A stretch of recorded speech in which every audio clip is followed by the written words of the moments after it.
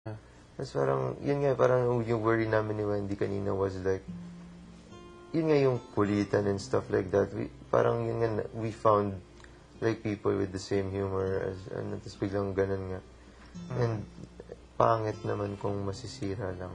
Yeah. If let's say, I like Saisi, and that's for me, because I like Saisi. But Saisi, I respect her decision. I respect, whatever she wants to do. Ate Fem, okay lang yan. Kaya mo yan. Diba? Ayan, hindi niya pinokusan dito si Zeke. Zeke, magpakita ka.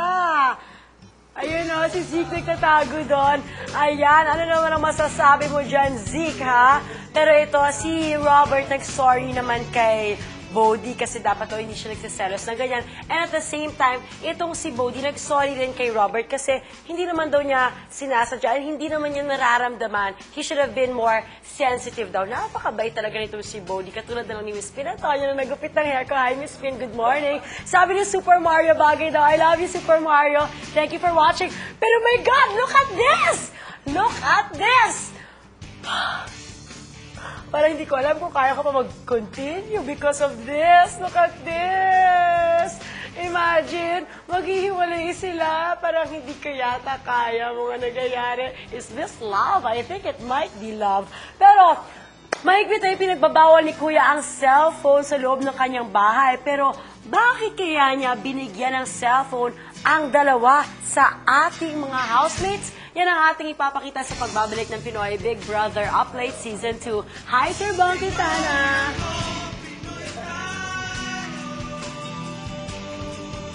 Wow! Best friend, that's you!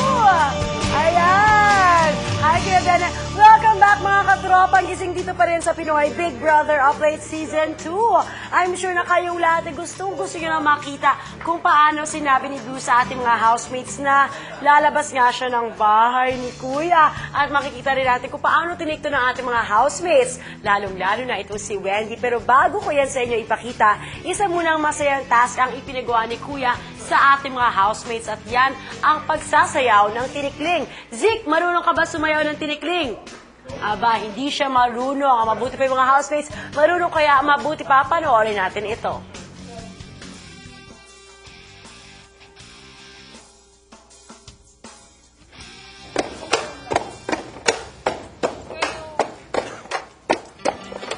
Puro kaliwa. Perfect.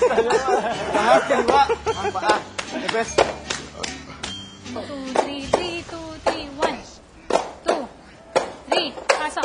1, 2, 3, 4, bounce. Isa, dalawa, tatlo, apat, pasok ko yan. 1, 2, 3, 1, 2, 3. Dalawa. Ilan na? 4. Ah! 1, 2, 3, go. Lodi yan, kaya mo yan.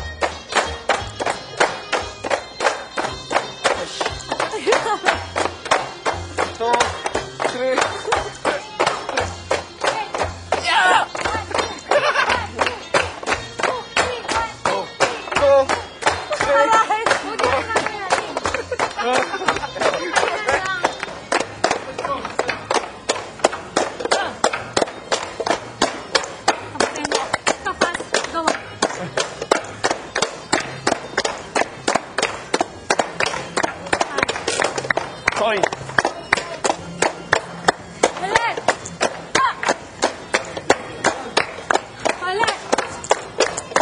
Bruce.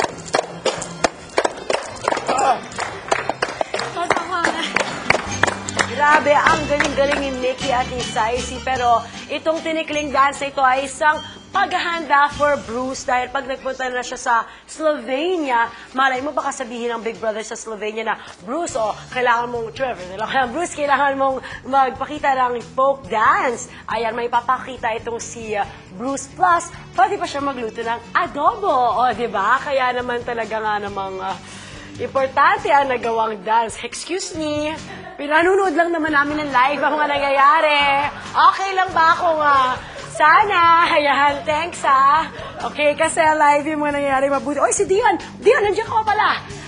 Nakalimutan na kita. Ayan. Why, Bruce? Oh my God. Hindi ko na ito kakayanin talaga. Alam mo, mabuti pa magbabasa na muna ka ng mga reactions ninyo. Okay. Caitlin Capiz, wow, no! Di pwedeng umalis si Bruce, miss ko siya. Sana pwedeng panoorin siya sa Big Brother sa States. Kasi hindi po siya sa States lalabas. Sa Slovenia po si Bruce pupunta, friend. Kahit mga important stuff lang. Titingnan natin kung paano ang setup na mangyayari. Dahil I'm sure gusto rin natin makita kung ano yung mga gagawin ni Bruce doon. Okay, ito. Hi Maria, pareho kayo ng damit ni Tony na feel free to love yourself. Sabay ba kayong bumili from Fräulein? Ay naku, pati si Bianca meron rin yan. Parehas kaming tatlo. Saka dun sa mga humingi ng mga pictures namin dun sa aming vacation, wala pa as of now dahil hindi pa sa akin nabibigay ni Tony. Okay, so pag nabigay niya sa akin, papakita ko sa inyo. Okay, ito, magbasa tayo ng some more. Ito.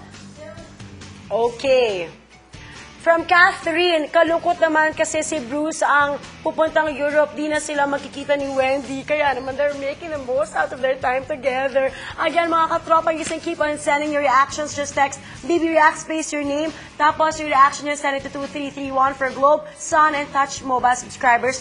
231 naman pa para sa Smart, Talk and Text, and Addict mobile subscribers. Ayan. Nikki, ang cute mo. I love your eyes. Mata pa lang, ulam na. Ha ha ha. My Nikki Bihon from Diori. Aba, Diori, baka talaga ha. Ito. Rhea, Malate, Mariel, gwapo pala ni Direct Jamster. Nakita ko na siya nung taping nila sa Cebu. Go, Bruce! Love talaga kita. Hello kay Yalmi, Jijang, Annie, and Chana. Ayan, grabe na talaga. Ang dami nag-text na nakita na doon nila si Direct Jem sa Aalog-Alog. Kaya naman, abangan niyo siya dyan. Hi, Nikki, may Martian. Si Nikki, ang payat-payat niya na ngayon. Grabe. Ito, parang kawawa si Wendy pag umalis si Bruce. Sana dalawa na lang sila. Josie of Capiz. Ay, hindi pwede yun. Well, ito na lang ang machichika po sa inyo ha. Kawawa nga ba talaga itong si Wendy pag lumabas itong si Bruce ng bahay ni Kuya dahil meron akong major revelation na ikikwento sa inyo. Hindi lang po si Bruce ang medyo may feelings para kay Wendy. Meron pang isang housemate at binigyan sila ng cellphone ni Kuya. Di ba bawal yun? Di ba bawal ang cellphone sa loob ng bahay ni Kuya? Pero binigyan ni Kuya ng chance si Mickey na magsabi kay Wendy na may crush nga siya sa kanya. Of course, kailangan mo lang mahulaan ni Wendy kung sino ang lalaking ka-text niya. Let's all watch this.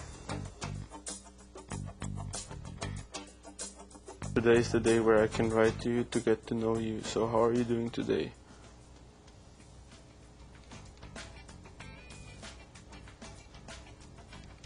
Send. Kahit ano pong i-text ko, okay lang po. Kanino galing yan, Wendy? Sorry. Secret admirer. Anong sinasabi? Hello, my crush. Today is the day where I can write you to get to know you. So, how are you doing today? Ano yun, bitin? Sabihin niyo sa akin kung sino nagte-text dito kanina. Joke. Ba't ka may phone? Wow! Hindi alam kunyari ng voice pasaway kayo. Tagal mag-reply kasi nandito na ako. Ba't ka may phone? Basta. Snake naman! Picture! Kamusta naman? Picture! Hindi, mas... Sinel siguro yun! Eh, wala na. Pero sinabi lalaki daw? Hindi. Kaya nga sabi ko, baka girl.